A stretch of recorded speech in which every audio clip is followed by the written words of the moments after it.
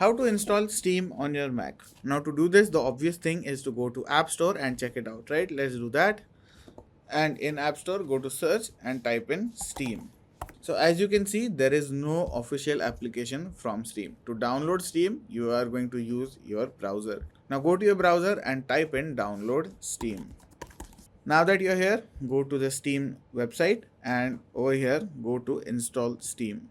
Now by default, it has detected that I have an Apple or a Mac. So it is automatically showing me the Mac option, but you also have it for Windows, Steam and also Chrome OS. So let's go ahead and click on install Steam. Do you want to download from this website? I'm going to hit allow and then it's going to download.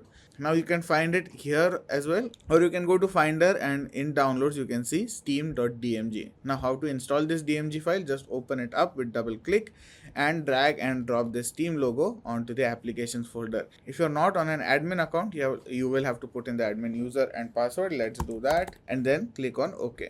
You can just close this up. And you can also see that Steam installer is right over here. If you don't want it, you can just right click on it and select eject Steam and it will go away. Now give it a few seconds, it will go away like you just saw.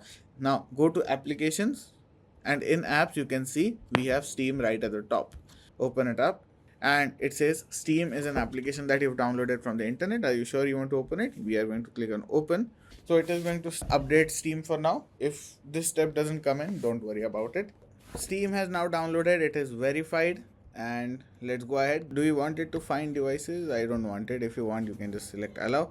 That will just give you better Bluetooth accessibility. And now you can type in the username and your password and you're done. If you want to sign in with the QR code, you can do that as well, as long as you have the Steam application on your phone. And that's about it. Hopefully this video has been helpful. If it has been, do make sure to like, share and subscribe.